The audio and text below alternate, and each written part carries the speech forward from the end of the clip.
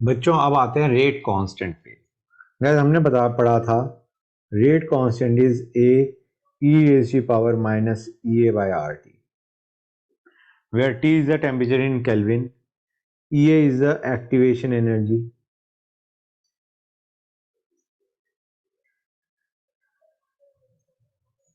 and a is a constant known as frequency factor.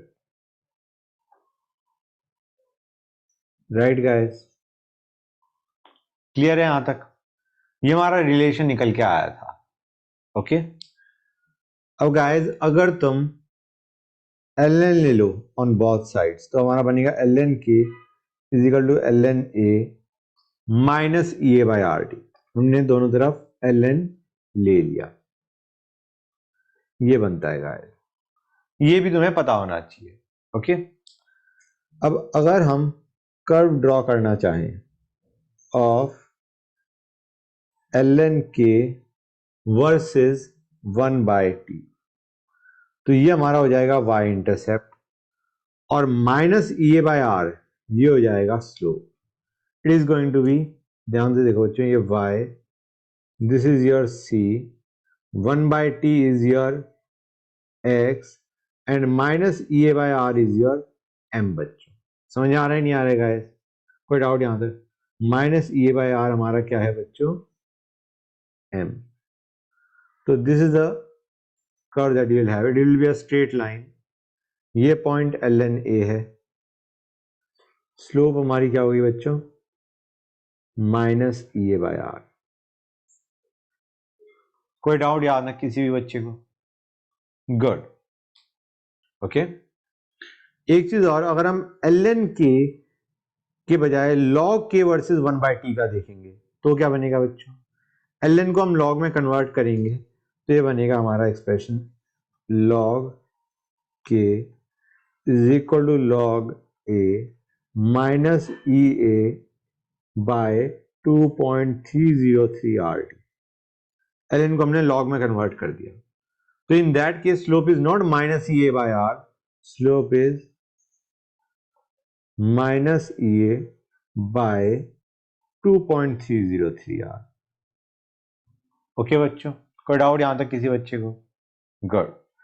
अच्छा ये हमने देखा था जो ऊपर वाला कर्व था, that was ln k versus 1 by T. k versus t का क्या बनेगा? What will be the curve of k versus t?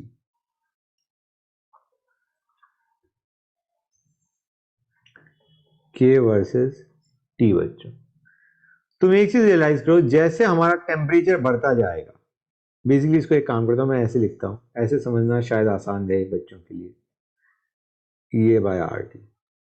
जैसे जैसे टी बढ़ेगा ये वैल्यू छोटी होगी, ये वैल्यू छोटी होगी, ये पूरी वैल्यू छोटी होगी, और अगर डिनोमिनेटर छोटा हो रहा है तो k की वैल्यू बढ़ती जाएगी। समझ आ रहा है नहीं आ रहा है बच्चों? जैसे जैसे t बढ़ेगा ये वैल्यू डिक्रीज होगी, ये डिक्रीज होगी तो ये भी डिक्रीज होएगा, और k की वैल्यू क्या होगी बच्चों? बढ़ जाएगी। समझ आ रहा है नहीं आ रहा है guys? So k goes like this, मतलब टेम्परेचर बढ़ाने पे rate constant of a reaction increases. समझ आ रहा है नहीं आ रहा है बच्चों? टेम्परेचर बढ़ाने पे k which is the rate constant, it increases बच्चों। I hope it is clear to you। Clear है गाइस? टेम्परेचर बढ़ाने पे हमारा जो रेट कांस्टेंट है वो बढ़ता है। अब एक काम करते हैं, वो जो हमने फॉर्मूला लिया था ना ln में, उसको देखते हैं। ln k is equal to ln a minus E A by R T. ठीक है ना बच्चों? मान के चलो टेम्परेचर T1 पे रेट कांस्टेंट इज K1, अब टेम्परेचर हमने चेंज कर दिया, टेम्परेचर T1 के बजाय हम चले गए T2 पे, तो रेट कांस्टेंट K2 हो गया उस वक्त। ए हम मान के चल रहे हैं सेम रहा, एक्टिवेशन है ये हम मान के चल रहे हैं सेम रहा, ये बन जाएगा। क्लियर है बच्चों? कोई डाउट यहां तक? तो यहां से हमारा क्या आएगा? Subtract both of them, you'll have ln k2 by k1 is equal to ea by r 1 by t1 minus 1 by t2। ये बनेगा बच्चों तुम्हारा। क्लियर है कि अगर हम टेम्परेचर T1 से T2 ले गए तो हमारा रेट कांस्टेंट K1 के बजाय क्या हो गया अब K2। और यहां से तुम देख सकते हो कि अगर तुम टेम्परेचर बढ़ाते हो तो रेट कांस्टेंट बढ़ता है। मतलब जो हमने डायरेक्टली इस एक्सप्रेशन से रिलेट किया था, किस एक्सप्रेशन से, इस एक्सप्रेशन से हमने रिलेट किया था, वही चीज अब हम यहां से भी रिलेट कर सकते हैं। गाइस टेम्परेचर बढ़ाओगे ये चीज पॉजिटिव होगी, होगी। एक्टिवेशन है ये तो हमेशा ही पॉजिटिव होता है, तो ये भी पॉजिटिव होगा। और अगर राइट हैंड साइड पॉजिटिव है इसका मतलब K2 will be greater than K1। मतलब हायर टेम्परेचर T2 पे जो रेट कांस्टेंट है उसकी वैल्यू बड़ी होगी then rate constant at temperature T1। समझ आ रहा है नहीं आ रहा है बच्चों? टेम्परेचर बढ़ाया, टेम्परेचर को तुम T1 से T2 लेके गए और T2 is greater then T1, ठीक है ना बच्चों? टेम्परेचर बढ़ाया हमने तो हमारा K1 से K2 जाएगा, रेट कांस्टेंट K1 के बजाय क्या हो जाएगा K2, and K2 is going to be greater than K1। समझ में आया नहीं आया? क्लियर है यहां तक? अगर राइट हैंड साइड हमारी पॉजिटिव है तो K2 is greater than K1। मैंने वही चीज बोली, स्टेटमेंट को ध्यान से समझो गाइस। टेम्परेचर बढ़ाने पे रेट कांस्टेंट बढ़ता है, कोई डाउट? एक्सप्रेशन से भी हमें दिख रहा है टेम्परेचर बढ़ाने का मतलब ये पॉजिटिव, ये तो पॉजिटिव होगा ही होगा क्योंकि activation energy is always positive. इसका मतलब K2 is greater than K1। हमने ये देख लिया। कोई डाउट किसी बच्चे को यहां तक? कोई डाउट नहीं होना चाहिए। अब आते हैं guys, let us see the expression हमारा for number of molecules. Hold on second, मैं इसे थोड़ा इधर करता हूं। Number of molecules, hold on a sec, number of molecules versus kinetic energy का कर्व। हमें बताया ये कर्व कुछ इस टाइप का होता है, हाँ है ना? This was at temperature T1। Temperature जब बढ़ाते हो तो ये ऐसे कर्व जाता है नहीं जाता है बच्चों? बताओ, जाता है ना guys? It basically, hold on a sec, जो उसकी पीक है वो कम हो जाती है and the peak also shift towards the right hand side जब टेम्परेचर बढ़ाते हो। This is how the curve goes. Clear है यहां तक? समझ में आ रहा है? पीक हमारी कम हो गई but peak has shifted towards the right also. समझ गए? ये हमने देखा हुआ है कर्व, स्टेट्स ऑफ मैटर में देखा हुआ है। अब आइडिया क्या है, हम इसको, ये जो हम देख रहे हैं कि रेट कांस्टेंट बढ़ गया, उसको हम विजुलाइज करना चाह रहे हैं इस कर्व से। हम कहेंगे मान के चलो ये एक काइनेटिक एनर्जी थी K1, काइनेटिक एनर्जी Ke1 लिखता हूं वैसे, Ke1। इस काइनेटिक एनर्जी से ज्यादा अगर एनर्जी है मॉलिक्यूल की तो इट कैन फॉर्म प्रोडक्ट। इस काइनेटिक एनर्जी से ज्यादा एनर्जी है तो when the molecules collide they will form product. तो अभी कितने फ्रैक्शन ऑफ मॉलिक्यूल्स हमारे प्रोडक्ट बना सकते हैं? These are the ones which can, इतने molecules हैं, this area indicates the molecules which are capable of forming product। क्योंकि इन molecules की, जो मैंने shaded region दिया है, इतने molecules की एनर्जी और जो थ्रेशोल्ड चाहिए उससे ज्यादा है। मतलब ये molecules जब आपस में कोलाइड करेंगे ये प्रोडक्ट बना देंगे। जिन molecules की एनर्जी कम है वो जब कोलाइड करेंगे they will rebound without forming product. समझ आ रहा है नहीं आ रहा है बच्चों? टेम्परेचर T1 पे इतने मॉलिक्यूल्स से which are capable of forming product. समझ आ रहा है नहीं आ रहा है बच्चों? कोई डाउट यहां तक? टेम्परेचर T1 पे। अब तुमने टेम्परेचर बढ़ा दिया T2, T2 greater than T1। तो डू यू रियलाइज ये जो अब जो है, अब कितने मॉलिक्यूल्स हैं which are capable of forming product? This बच्चों, I hope this is clear to you.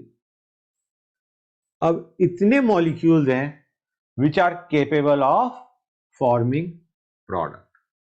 Temperature बढ़ाने पे बेसिकली मॉलिक्यूल्स की काइनेटिक एनर्जी है वो बढ़ गई। अब ज्यादा मॉलिक्यूल्स के पास इतनी काइनेटिक एनर्जी है कि जब वो टकराएं वो प्रोडक्ट बना दें। पहले जो मैंने व्हाइट में इंडिकेट किया था, ये व्हाइट में जो इंडिकेट किया था, पहले इतने मॉलिक्यूल से जिनकी एनर्जी इतनी थी कि जब वो टकराए वो प्रोडक्ट बना दे। अब इतने मॉलिक्यूल्स हैं जिनके पास इतनी एनर्जी है कि जब वो टकराएं वो प्रोडक्ट बना सके। Basically more molecules have now the kinetic energy, the minimum kinetic energy required to form product. Now more molecules have that much kinetic energy which is required to form product. तो obviously बात है अब ज्यादा collision उतने हो रहे हैं, लेकिन अब ज्यादा प्रोडक्ट मॉलिक्यूल्स बन रहे हैं जब कोलिजन हो रहे हैं। समझ आ रहा है नहीं आ रहा है बच्चों? क्लियर हो रहा है या नहीं? कोलिजन उतने ही हो रहे हैं, पहले 10 कोलिजन थे, 10 में से सिर्फ 2 से प्रोडक्ट बन रहा था, क्योंकि उन 2 ही मॉलिक्यूल्स के पास इतनी काइनेटिक एनर्जी थी कि वो टकराएं और वो प्रोडक्ट बना सके। अब 5 मॉलिक्यूल्स के पास इतनी काइनेटिक एनर्जी है कि जब वो टकराएं वो प्रोडक्ट बना सके। समझ आ रहा है नहीं आ रहा है बच्चों? तो बेसिकली हमारा रेट कांस्टेंट बढ़ गया। समझ आ रहा है नहीं आ रहा है बच्चों? Rate constant is increase. So एक तरीके से हम ये भी कह सकते हैं रेट हैज इंक्रीज। क्लियर और नॉट? रेट कांस्टेंट बढ़ेगा तो रेट भी बढ़ेगा। हाँ या ना बच्चों? रेट क्या होता है? Rate is rate constant into concentration of reactant. जब K बढ़ेगा तो रेट भी तो बढ़ेगा। समझ आ रहा है नहीं आ रहा है बच्चों? क्लियर हो रहा है नहीं हो रहा है ये चीज? I hope it is clear to you now. Okay good. मैंने तुम्हें ये भी बताया था कि rate constant almost doubles for 10 degree rise in temperature. Rate constant almost doubles for 10 degree rise in temperature. मतलब से हमने 35 डिग्री सेल्सियस पे रेट कांस्टेंट देखा as compare to rate constant है 25 डिग्री सेल्सियस। 35 पे ऑलमोस्ट डबल हो जाएगा rate constant. समझ आ रहा है नहीं आ रहा है बच्चों? मतलब जो रेट कांस्टेंट 25 डिग्री सेल्सियस पे है, 35 डिग्री सेल्सियस पे रेट कांस्टेंट की वैल्यू ऑलमोस्ट डबल हो जाएगी। ऑलमोस्ट। ठीक है ना बच्चों? यहां तक कोई डाउट? कोई डाउट नहीं? ऊपर वाला कर्व भी क्लियरली समझ में आ गया? समझ आ रहा है ना बच्चों? गुड। अब आते हैं इफेक्ट ऑफ कैटलिस्ट।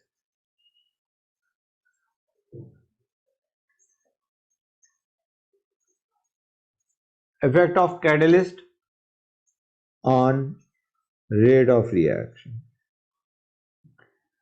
कैटलिस्ट बंदा क्या करता है? मैं ये हमारा कर्व था, this was energy of reactant, this was energy of products. Catalyst activation energy decrease कर देता है। क्या डिक्रीज कर देता है? Activation energy. अब इतना तुम्हें पता है ये एक्टिवेशन एनर्जी थी। फॉरवर्ड रिएक्शन की बात कर रहा हूं मैं, I am talking about forward reaction, reactant giving product. तो जब रिएक्टेंट प्रोडक्ट देता है, पहले एक्टिवेशन एनर्जी ये थी, अब एक्टिवेशन एनर्जी क्या होगी बच्चों? ये। तो एक्टिवेशन एनर्जी इसने क्या कर दी? डिक्रीज कर दी। क्लियर है? ये हम किसके लिए देख रहे हैं? जब रिएक्टेंट प्रोडक्ट बना रहा था, when reactant was giving product. कोई डाउट यहां तक? क्लियर है? गुड। पहले एक्टिवेशन एनर्जी को मानो ये था, this was for uncatalysed reaction,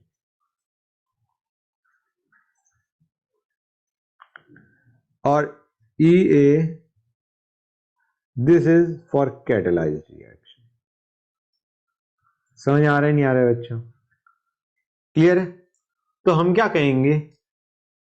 initially जो रेट कांस्टेंट था अनकैटलाइज्ड के लिए, it was A e⁻ RT। Rate constant for catalysed क्या हो जाएगा बच्चों? हम मान के चल रहे हैं A रिमेन सेम, लेकिन अब activation energy is decreased, EA for catalysed reaction. तुम्हें दिख रहा है यहां से EA for catalysed is less then EA for uncatalysed बच्चों। तो यहां पे एक काम करो, लॉग लो और लॉग लेके सबट्रैक्ट कर दो, तो हमारा एक्सप्रेशन क्या बनेगा? ln K for catalysed by K for uncatalysed is EA minus EA catalysed by RT। Clear है बच्चों? हमने दोनों में लॉग लिया फिर सबट्रैक्ट कर दिया। अब गाइस ध्यान से सोच के बताओ, ये चीज समझ में आ रहा है या नहीं आ रहा है? जब कैटेलाइज किया तुमने तो एक्टिवेशन एनर्जी तो कम होगी, हाँ है ना? कैटेलाइज करने का मतलब है एक्टिवेशन एनर्जी कम कर दी। तो डू यू रियलाइज और नॉट, रेट ऑफ रिएक्शन बढ़ जाएगा, हाँ या ना? क्लियर और नॉट? इस कर्व से, इस एक्सप्रेशन से हम देख ही लेंगे। मैं वैसे बता रहा हूं कि जब तुम्हारा रेट कांस्टेंट डिक्रीज कर गया, सॉरी, एक्टिवेशन एनर्जी जब डिक्रीज कर गई, जब तुम्हारी एक्टिवेशन एनर्जी डिक्रीज कर गई, अब reactant molecules can easily form product, हाँ या ना? समझ आ रहा है नहीं आ रहा है? जब तुम्हारी एक्टिवेशन एनर्जी डिक्रीज कर गई, नाउ इजीली, मतलब ऐसे मान के चलो, इसी कर्व में देखते हैं, ये जो अभी हमने ऊपर कर्व बनाया था ना, इसी कर्व को देखते हैं। इस बार दो डिफरेंट टेम्परेचर भी नहीं देख रहे, इस बार हम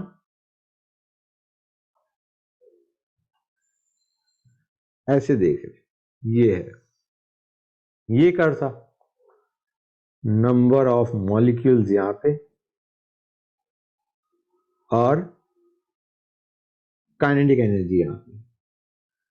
पहले हमारा काइनेटिक एनर्जी इतना था, इतनी काइनेटिक एनर्जी हमें चाहिए थी, so that when the reactants collide they form product। मतलब हमारा these were the molecules which were capable of forming product। समझ गए गाइस? अब हमने क्या किया, एक्टिवेशन एनर्जी डिक्रीज कर दी। मतलब अब बेसिकली हमारा जो बैरियर था, जो बेसिकली मॉलिक्यूल्स को क्रॉस करना था टू फॉर्म प्रोडक्ट, उस बैरियर को हमने नीचे कर दिया। मतलब अब हम कहना चाह रहे हैं कि से 100 जूल एनर्जी अब नहीं चाहिए फॉर फॉर्मिंग प्रोडक्ट, अब सिर्फ 70 जूल एनर्जी चाहिए फॉर फॉर्मिंग प्रोडक्ट। मतलब ये जो हमारा energy required to form product है, उसको हमने कम कर दिया। अब हमने कहा नहीं कि वन से इतनी एनर्जी की जरूरत नहीं, इतनी एनर्जी लो, और इससे भी तुम्हारा इतनी एनर्जी अगर है, कम एनर्जी भी है, दिस वाज के for uncatalysed reaction, this is kinetic energy required for catalysed reaction. उन्होंने कहा कैटलाइज्ड रिएक्शन हो गई है, अब तुम कम एनर्जी वाले मॉलिक्यूल्स भी प्रोडक्ट बना सकते हैं। पहले हमें चाहिए था 100 या अबव वाले मॉलिक्यूल्स प्रोडक्ट बनाएंगे, अब हम कह रहे हैं सिर्फ 70 से ऊपर जो है वो भी प्रोडक्ट बना देंगे। समझ आ रहा है नहीं आ रहा है बच्चों? मतलब हमने एक्टिवेशन एनर्जी कम करके एक तरीके से हमने कहा लोअर काइनेटिक एनर्जी पे भी प्रोडक्ट बन सकता है। समझ में आया नहीं आया बच्चों? क्लियर हुई ये चीज या नहीं हुई? मतलब अब these many molecules are capable of giving product। समझ में आ रहा है नहीं आ रहा है बच्चों? एक्टिवेशन एनर्जी डिक्रीज कर दी, the energy required to form product decrease कर दिया, so now more molecules possess energy more than 70। 100 से ज्यादा बहुत कम मॉलिक्यूल्स पोजेस कर रहे थे, 70 से ज्यादा तो काफी मॉलिक्यूल्स मिल जाएंगे which have got energy more than 70। ये 170 मैंने अपना एक नंबर लेके समझा रहा हूं। 100 से ज्यादा एनर्जी बहुत कम मॉलिक्यूल्स की थी, 70 से ज्यादा एनर्जी ज्यादा मॉलिक्यूल्स की है। So now more molecules possess sufficient energy required to form product. तो ऑब्वियस सी बात है तुम्हारा क्या होगा बच्चों, more molecules now can form product, so your rate of reaction will actually increase. समझ आ रहा है नहीं आ रहा है बच्चों? क्लियर हो रहा है नहीं हो रहा है गाइस ये चीज? तो बेसिकली और जो हम कह रहे हैं रेट ऑफ रिएक्शन बढ़ रहा है, वो क्यों बढ़ रहा है? क्योंकि तुम्हारा जो रेट कांस्टेंट है फॉर कैटेलाइज्ड वो ज्यादा है as compare to that of uncatalysed reaction. बच्चों समझ आ रहा है नहीं आ रहा है गाइस? ये चीज क्लियर हो रही है या नहीं हो रही है? अब यहां से भी तुम देख सकते हो ये वैल्यू तो पॉजिटिव होगी, क्योंकि कैटेलाइज्ड रिएक्शन की activation energy is less than for uncatalysed. मतलब ये जो पूरा राइट हैंड साइड है ये बच्चों ये क्या है, this is positive, numerator is positive, so right hand side is positive, और राइट हैंड साइड पॉजिटिव है, इसका मतलब Kc is greater then K। बच्चों ये ऑब्वियस सी बात है, कैटेलाइज्ड रिएक्शन होगी तो रेट कांस्टेंट की वैल्यू क्या हो जाएगी बच्चों, ज्यादा हो जाएगी। कैटेलाइज्ड रिएक्शन में रेट कांस्टेंट की वैल्यू इंक्रीजेस। समझे या नहीं समझे guys? As compare to uncatalysed reaction, जब भी कैटेलाइज करते हो तो रेट कांस्टेंट की वैल्यू बढ़ जाती है। रेट कांस्टेंट की वैल्यू बढ़ गई मतलब तुम्हारा रेट ऑफ रिएक्शन भी बढ़ गया। समझ आ रहा है नहीं आ रहा है बच्चों? कैटेलाइज्ड रिएक्शन में हमेशा रेट कांस्टेंट की वैल्यू बढ़ जाती है। कोई डाउट किसी बच्चे को यहां तक? क्लियर हो गया? Good, great. अब आते हैं रिवर्सिबल रिएक्शन। रिवर्सिबल रिएक्शन थोड़ा टफ पड़ता है बच्चों को, ध्यान से समझना, कि रिवर्सिबल रिएक्शन में ना केवल रिएक्टेंट प्रोडक्ट दे सकता है, प्रोडक्ट भी रिएक्टेंट दे सकता है, मतलब दोनों रिएक्शंस साथ साथ चल रही होती है।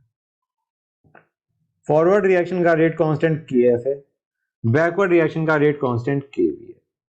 ठीक है बच्चों, क्लियर है गाइस? अब Kf को क्या मैं लिख सकता हूं as a e⁻ for reaction by RT। समझ आ रहा है नहीं आ रहा है बच्चों? अब यहां पे मैं इसको थोड़ा चेंज कर रहा हूं, a को मैं लिख रहा हूं A1। फॉरवर्ड रिएक्शन के लिए जो फ्रीक्वेंसी फैक्टर है वो क्या है बच्चों? हमारा A1, क्योंकि अभी हम बैकवर्ड रिएक्शन के भी लिए लिखेंगे, इसलिए मैंने इसको A1 कर दिया। समझ आ रहा है नहीं आ रहा है बच्चों? यहां तक कोई डाउट किसी बच्चे को? और e⁻ for forward reaction. Forward reaction के लिए एक्टिवेशन एनर्जी क्या है? हमारा फॉर्मूला क्या होता था? K is A e⁻ by RT। तो यहां पे हम लेंगे EA फॉरवर्ड बाय RT। और सिमिलरली KB क्या बनने वाला है बच्चों? KB is going to be A2 e⁻ backward by RT। भाई फॉरवर्ड रिएक्शन किस रेट से हो रही है? पहली चीज तो ये देखो, मैं बना के समझाता हूं। ये है हमारा, ये है भाई फॉरवर्ड रिएक्शन का रेट कांस्टेंट किस पे डिपेंड करेगा? Activation energy for forward reaction पे। मैं इसको थोड़ा बड़ा बनाता हूं, होल्ड ऑन से, ये ठीक है। फॉरवर्ड रिएक्शन किस रेट से हो रही है? It depends on activation energy for forward reaction. ये है activation energy for forward reaction. Clear है बच्चों? एक्टिवेशन एनर्जी फॉरवर्ड रिएक्शन के लिए जितना कम होगा उतना जल्दी फॉरवर्ड रिएक्शन हो रही होगी, इसलिए दिस इज EA फॉरवर्ड। ये जो मैंने भी बनाया है दिस इज EA फॉरवर्ड, ये EA फॉरवर्ड है। बैकवर्ड रिएक्शन भी हो रही है, बैकवर्ड रिएक्शन के लिए एक्टिवेशन एनर्जी क्या है बच्चों? इतना। बैकवर्ड रिएक्शन का मतलब है हम प्रोडक्ट से रिएक्टेंट की तरफ जा रहे हैं, प्रोडक्ट से रिएक्टेंट की तरफ जा रहे हैं, so this is the activation energy for backward reaction. तो मैं इसको B लिख देता हूं। समझ आ रहा है नहीं आ रहा है बच्चों? कोई डाउट यहां तक? Activation energy, 1 second, this is P। ये जो EAF है वो ये है बच्चों, EAB है वो ये है बच्चों। क्लियर हुआ है नहीं हुआ गाइस? मतलब फॉरवर्ड रिएक्शन का rate constant activation energy for forward reaction पे डिपेंड करता है, rate constant for backward reaction activation energy for backward reaction पे डिपेंड करता है। क्लियर और नॉट गाइस? ये चीज समझ में आई नहीं आई बच्चों? पहले ये बताओ। आ गया? अब हम आते हैं इक्विलिब्रियम कांस्टेंट पे। इक्विलिब्रियम कांस्टेंट क्या होता है? Kf by Kb। इसको मैं लिख सकता हूं A1 by A2 into EA forward minus EA backward by RT। कर सकते हैं नहीं कर सकते हैं इसे ऐसे? बताओ गाइस। ये लिख सकते हैं। अब एक काम करते हैं, इसको देखते हैं। A1 बाई A2 को A' मान लो कन्वीनियंस के लिए।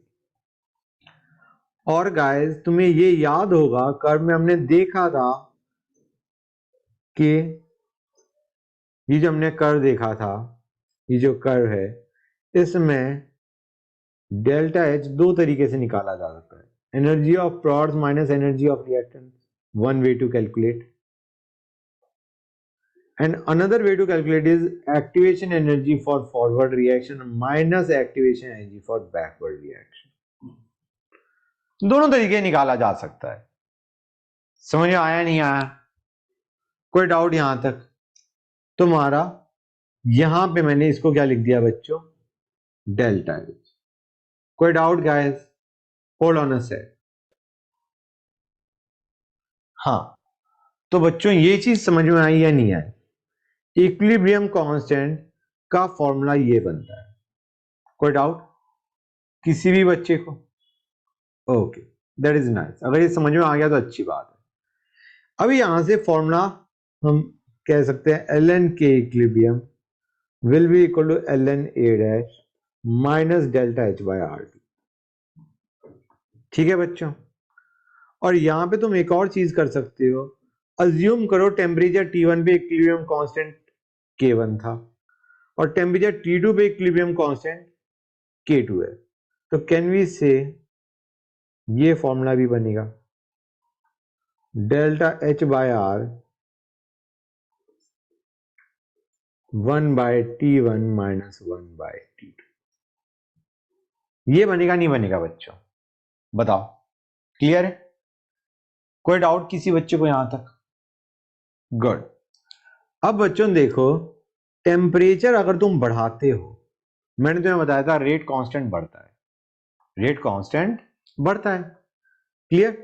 मतलब तुम्हारा के एफ भी बढ़ेगा और के बी भी बढ़ेगा, दोनों बढ़ेंगे। लेकिन जो तुम्हारा इक्विलिब्रियम कांस्टेंट है वो बढ़ेगा या डिक्रीज होगा, वो ना केवल टेम्परेचर पे डिपेंड कर रहा है, वो डेल्टा एच पे भी डिपेंड कर रहा है। डेल्टा एच एंड टेम्परेचर का क्यूमुलेटिव इफेक्ट से तुम्हें पता चलेगा कि इक्विलिब्रियम बढ़ रहा है या घट रहा है। कि तुम ये डायरेक्टली नहीं कह सकते कि जैसे टेम्परेचर बढ़ाने में तुमने कह दिया के एफ भी बढ़ेगा के भी बढ़ेगा, के इक्विलिब्रियम बढ़ेगा या नहीं बढ़ेगा,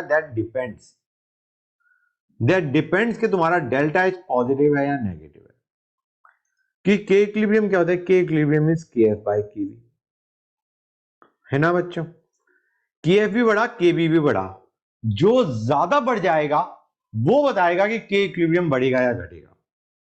मतलब मान के चलो हमारा टेम्परेचर बढ़ाने पे, टेम्परेचर इंक्रीज करने पे मान के चलो के forward new is 3K forward और के backward new is 2K backward, ये हमने ले लिया। देखो मैं तुम्हें क्या बताना चाह रहा हूं कि इनिशियली तुम्हारा के इक्विलिब्रियम ओल्ड वाज के एफ ओल्ड बाय के बी ओल्ड, लेकिन जब तुमने टेम्परेचर बढ़ाया तो के इक्विलिब्रियम चेंज हो गया, हाँ है ना बच्चों? के इक्विलिब्रियम चेंज हो गया, इट विल बी के फॉरवर्ड न्यू बाय के बैकवर्ड न्यू। कुछ समझ आ रहा है नहीं आ रहा है बच्चों? दिख रहा है नहीं दिख रहा है ये चीज? भाई टेम्परेचर बढ़ाने पे तुम्हारा रेट कांस्टेंट बढ़ गया, फॉरवर्ड का भी बढ़ गया बैकवर्ड का भी बढ़ गया, हाँ है ना बच्चों? उसके मैंने भी एक्सप्रेशन लिखानी है कि रेट कांस्टेंट को कैसे पता लगाओगे कि बढ़ के कहां गया, उसका मैंने तुम्हें भी फॉर्मूला नहीं बताया।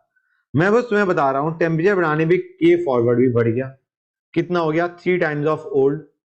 के बैकवर्ड भी बढ़ गया 2 टाइम्स। अब यहाँ पे जो के इक्विलिब्रियम न्यू आएगा, जो के इक्विलिब्रियम न्यू आएगा that is going to be 3Kf by 2Kb which is going to be 1.5 Kf by Kb, or we can say it will be 1.5 times of K old। समझ आ रहा है नहीं आ रहा है बच्चों? कुछ क्लियर हुआ या नहीं हुआ जो मैंने अभी तुम्हें बताया? क्लियर हुआ या नहीं हुआ कि जो के इक्विलिब्रियम न्यू है वो हमारा ओल्ड के कंपैरिजन में बढ़ रहा है घट रहा है, that depends on the relative increase in KF and के। समझा नहीं समझेगा? क्लियर हुई ये चीज या नहीं हुई? जो कि हम वैसे कैसे देखते हैं अदरवाइज, केमिकल इक्विलिब्रियम से फॉर्मूला आउट क्या आ रहा है? केमिकल इक्विलिब्रियम में मैंने तुम्हें करवाया था, हम क्या कहेंगे, मैं फिर से एक्सप्रेशन लिखता हूं, के equilibrium 2 by K equilibrium 1 will be equal to delta H by R 1 by T1 minus 1 by T2। हम कहेंगे टेम्परेचर बढ़ा दिया तुमने, टेम्परेचर बढ़ा दिया तुमने और एंडोथर्मिक रिएक्शन है, तो डू यू रियलाइज ये पॉजिटिव होगा और ये भी पॉजिटिव होगा, डेल्टा एच पॉजिटिव मतलब ये पॉजिटिव, और टेम्परेचर बढ़ा दिया T2 ग्रेटर देन T1 ये पॉजिटिव। ऐसे केस में तुमने याद होगा तुम्हें के इक्विलिब्रियम इंक्रीजेस, हाँ या ना बच्चों? केमिकल इक्विलिब्रियम में हमने पढ़ा था के इक्विलिब्रियम इंक्रीज करता है जब तुम एंडोथर्मिक रिएक्शन में टेम्परेचर बढ़ाते हो। इसका मतलब क्या है? तुम्हारे रेट कांस्टेंट दोनों बढ़े, लेकिन फॉरवर्ड का रेट कांस्टेंट ज्यादा बढ़ गया बैकवर्ड के कंपैरिजन में। समझ आ रहा है नहीं आ रहा है बच्चों? तभी तो हमारा के equilibrium new is greater than K equilibrium old, क्योंकि के फॉरवर्ड न्यू जो है वो ज्यादा बड़ा, नया जो रेट कांस्टेंट फॉरवर्ड रिएक्शन का है वो ज्यादा बड़ा बैकवर्ड के कंपैरिजन में। दोनों ही रेट कांस्टेंट बढ़े, टेम्परेचर बढ़ा, रेट कांस्टेंट बढ़ा, लेकिन फॉरवर्ड ज्यादा बढ़ गया और ओल्ड जो बैकवर्ड है वो कम बढ़ा, जिसकी वजह से जो के इक्विलिब्रियम की वैल्यू है वो क्या हो गई बच्चों, बढ़ गई। जो बेसिकली मैंने यहां पे लिया था 3 और 2, रेट कांस्टेंट फॉर फॉरवर्ड भी बढ़ा, बैकवर्ड भी बढ़ा, लेकिन फॉरवर्ड का रेट कांस्टेंट ज्यादा बड़े फैक्टर से बढ़ गया, जिसकी वजह से के equilibrium new is greater than K equilibrium old. समझ आ रहा है नहीं आ रहा है बच्चों? क्लियर हो गई ये चीज? बाई चांस तुम्हारा टेम्परेचर बढ़ाया एक्सोथर्मिक रिएक्शन में, तो रिएक्शन गाइस तुम्हें याद आ रहा है नहीं याद आ रहा है, रिएक्शन किस डायरेक्शन में जाती थी? हम कहते हैं reaction used to go in backward direction, मतलब K equilibrium new is less than K equilibrium old. ये यहीं से आ रहा है, टेम्परेचर बढ़ा दिया, ये वैल्यू तो पॉजिटिव है, एक्सोथर्मिक रिएक्शन है, ये वैल्यू नेगेटिव है, मतलब ओवरऑल इस पे क्या आ गया, negative. This is negative. Negative का मतलब है के equilibrium 2 is less than K equilibrium 1। ये चीज हमने केमिकल इक्विलिब्रियम में पढ़ी थी कि जब एंडोथर्मिक रिएक्शन में टेम्परेचर बढ़ाते हो reaction goes forward. Reaction goes forward का मतलब है इक्विलिब्रियम कांस्टेंट की वैल्यू बढ़ गई, और एक्सोथर्मिक रिएक्शन में जब तुम टेम्परेचर बढ़ाते हो तो रिएक्शन गोज बैकवर्ड, मतलब के इक्विलिब्रियम की वैल्यू क्या हो गई बच्चों, डिक्रीज कर गई। समझ में आ रहा है नहीं आ रहा है? कोई डाउट यहां तक? गुड, मेरे ख्याल से यहां तक क्लियर हो गया होगा। मैं ये बताना चाह रहा हूं टेम्परेचर बढ़ाने पे तुम्हारा रेट कांस्टेंट फॉरवर्ड का भी बढ़ा, बैकवर्ड का भी बढ़ा। ज्यादा जो बढ़ जाएगा उससे हमें पता चलेगा कि इक्विलिब्रियम कांस्टेंट एक्चुअली बढ़ रहा है या घट रहा है। Relative increase of KF and KB will tell us whether equilibrium constant is increasing और डिक्रीजिंग। समझ गए? कोई डाउट किसी बच्चे को यहां तक? आई डोंट थिंक कि अब डाउट आना चाहिए। ठीक है ना बच्चों? ग्रेट, तो ये इंपॉर्टेंट था। अब आ चलते हैं guys effect of catalyst. Let us go on to effect of catalyst. बच्चों इफेक्ट ऑफ कैटलिस्ट में हम क्या कहेंगे?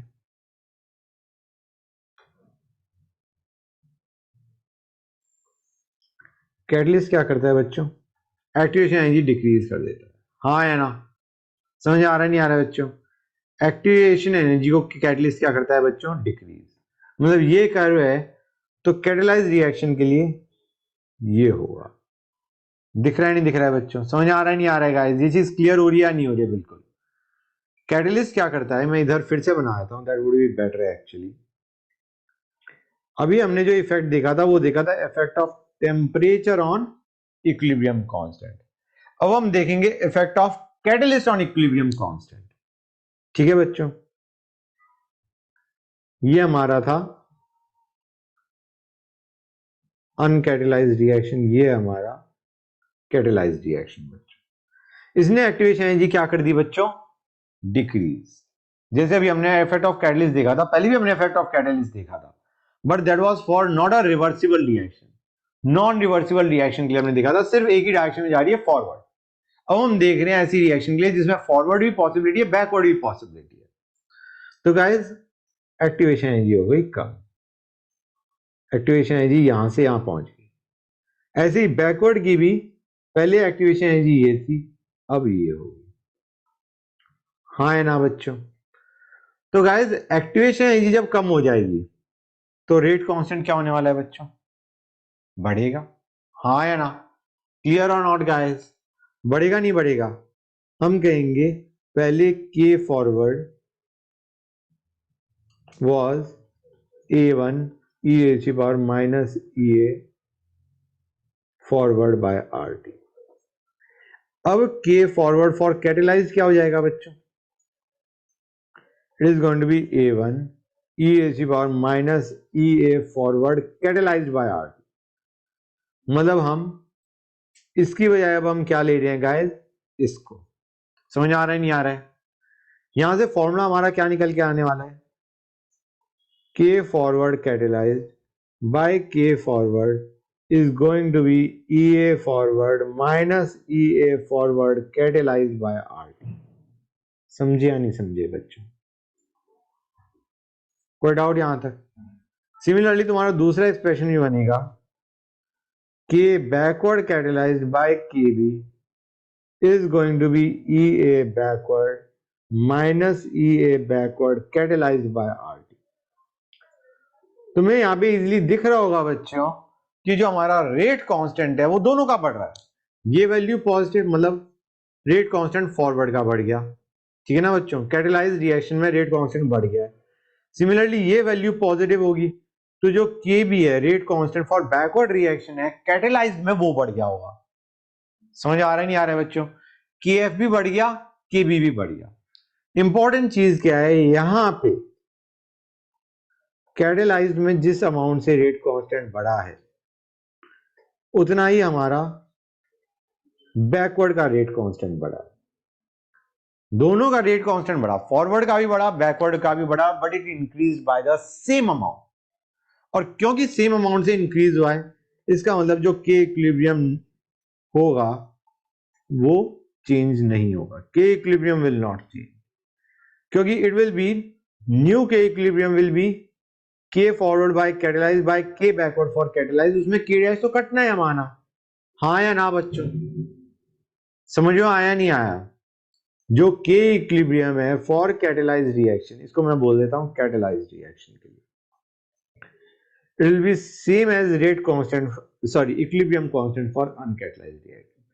जो K equilibrium है वो catalyzed reaction देखो या uncatalyzed reaction देखो, दोनों में equilibrium constant सेम आता है. इसीलिए हम कहते हैं rate constant दोनों का बढ़ा but increased by the same factor, इसलिए तुम्हारा equilibrium constant remains same.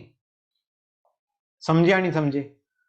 rate constant दोनों का बढ़ गया लेकिन जो इक्विलिब्रियम कांस्टेंट है that remains same guys.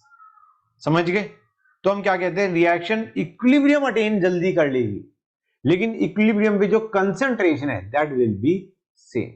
Reaction equilibrium जल्दी अटेन क्यों करेगी? क्योंकि फॉरवर्ड रिएक्शन भी स्पीड अप हो गई, बैकवर्ड रिएक्शन भी स्पीड अप हो गई, लेकिन इक्विलिब्रियम पे जो कंसंट्रेशन है वो सेम रहेगी क्योंकि तुम्हारा के इक्विलिब्रियम रिमेन सेम. समझे या नहीं समझे गाइस? क्लियर हुआ या नहीं हुआ? गुड.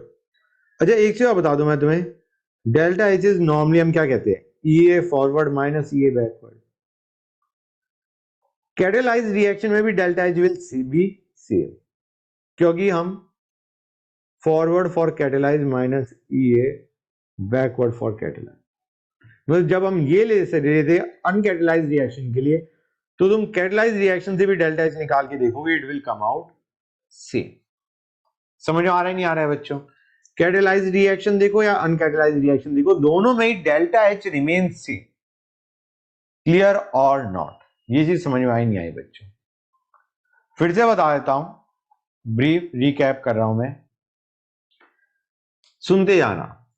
फॉरवर्ड पहले आते हैं सिर्फ reaction going from A to B, reversible की बात नहीं कर रहे, रिवर्सिबल रिएक्शन की हम बात नहीं कर रहे, नॉर्मल रिएक्शन की बात करें जिसमें ए गिविंग बी ही हो रहा है, बी गिविंग ए नहीं हो रहा.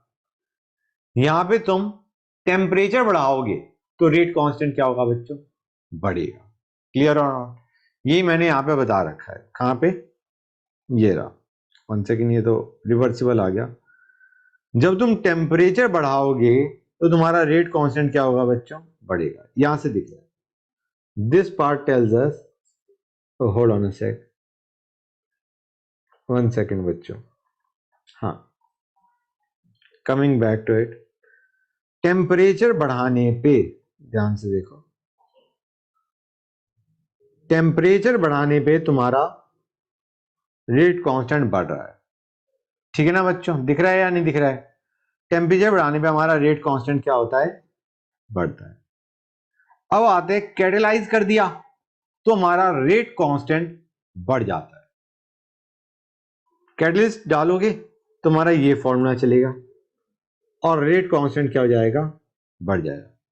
क्लियर और नॉट? के for catalyse reaction is more than के. निकालना कैसे है वो मैंने तुम्हें बता दिया, उसके लिए ये वाला फॉर्मूला यूज करोगे. क्लियर और नॉट? टेम्परेचर बढ़ाने पे रेट कांस्टेंट बढ़ता है, वो हमने ऊपर से देखा, और कैटेलाइज करने पे रेट कांस्टेंट बढ़ता है, वो हमने इस एक्सप्रेशन से देखा। कोई डाउट यहां तक? Good, okay. अब आते हैं रिवर्सिबल रिएक्शन में।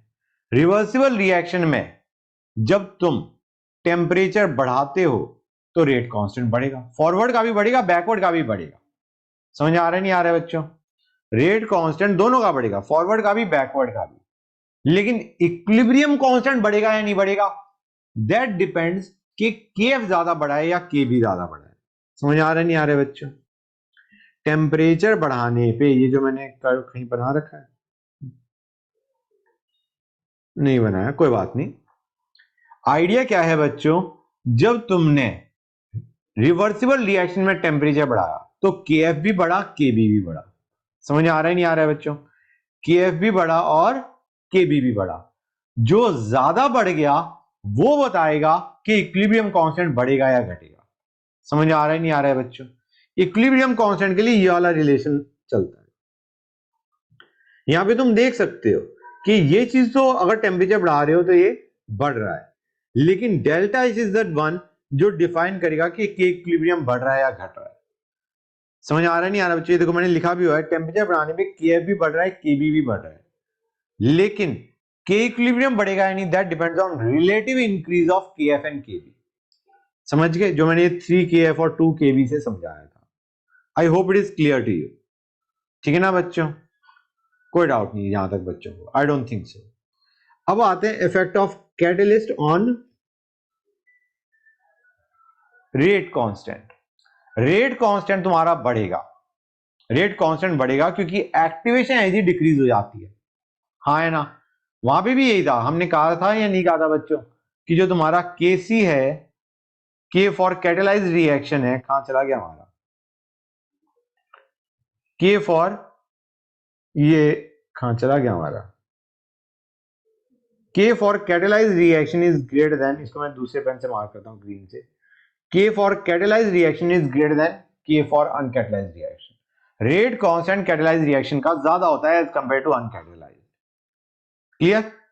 क्यों? क्योंकि तुम्हारा जो एनर्जी बैरियर है वो नीचे आ गया। एनर्जी बैरियर था जो रिएक्टेंट को प्रोडक्ट बनाने में रोक रहा था, वो बैरियर नीचे हो गया। ये मैंने जो कर्व के थ्रू समझा रखा है, बैरियर नीचे आ गया। बैरियर नीचे आते ही तुम्हारा रेट कांस्टेंट बढ़ गया। रेट कांस्टेंट फॉरवर्ड का भी बढ़ गया, बैकवर्ड का भी बढ़ गया। जो कि निकालने का तरीका ये है, ये जो मैंने दो फॉर्मूले बताए, ये हेल्प करते हैं in finding out rate constant for catalysed reaction, forward reaction के लिए भी, बैकवर्ड के लिए भी, कि कैटेलाइज्ड रिएक्शन में रेट कांस्टेंट कितना बढ़ेगा, उसके लिए फॉर्मूला है। समझ आ रहा है नहीं आ रहा है बच्चों?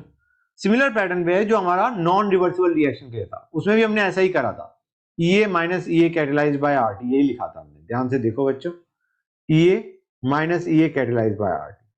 यहां पे हमने सिर्फ फॉरवर्ड के लिए सोचा था, अब हमें बैकवर्ड के लिए भी सोचना पड़ रहा है। फॉर्मूला वही बन रहा है हमारा, तुम ध्यान से ऑब्जर्व करो, फॉर्मूला इज द सेम। ठीक है ना बच्चों? ये देखो, ये फॉर्मूले सेम पैटर्न पे है, लेकिन इक्विलिब्रियम कांस्टेंट यहां पे चेंज होएगा क्या? इक्विलिब्रियम कांस्टेंट बच्चों रिमेन्स सेम, क्योंकि दोनों में जो इंक्रीज आया, जब हम के फॉरवर्ड कैटेलाइज बाय के बैकवर्ड कैटेलाइज देखेंगे, इन दोनों में जो फैक्टर है, होल्ड ऑन अ सेक बच्चों, इन दोनों में जो फैक्टर का इंक्रीज आया है वो सेम आया, मतलब दोनों में हमारा के डैश का ही इंक्रीज आ रहा है। समझ आ रहा है नहीं आ रहा है बच्चों? दोनों have increase by the same factor के डैश, मतलब जो के इक्विलिब्रियम है उस पर कोई इफेक्ट नहीं आया। वेरी इंपॉर्टेंट टू नो, के इक्विलिब्रियम पे इफेक्ट नहीं आया। रेट कांस्टेंट में फर्क पड़ा, दोनों का रेट कांस्टेंट बढ़ गया, फॉरवर्ड का भी बैकवर्ड का भी, but it increase by the same amount, इसका मतलब K equilibrium remains unaffected. K equilibrium for catalyse is same as K equilibrium for uncatalyse. मतलब तुम्हारा इक्विलिब्रियम अटेन जल्दी हो रहा है, लेकिन इक्विलिब्रियम की जो कंसंट्रेशन है दे आर रिमेनिंग सेम। समझ आ रहा है नहीं आ रहा है बच्चों? कि के इक्विलिब्रियम वही का। और delta H activation energy of forward minus backward करते हैं। अगर तुम कैटेलाइज्ड भी लेते हो तो उसमें भी तुम डेल्टा एच निकाल सकते हो। डेल्टा एच की वैल्यू वही आएगी, forward minus backward, activation energy for forward minus activation energy for backward reaction. चाहे तुम कैटेलाइज से निकालो, अनकैटेलाइज से निकालो बच्चों। I hope it is clear to you now.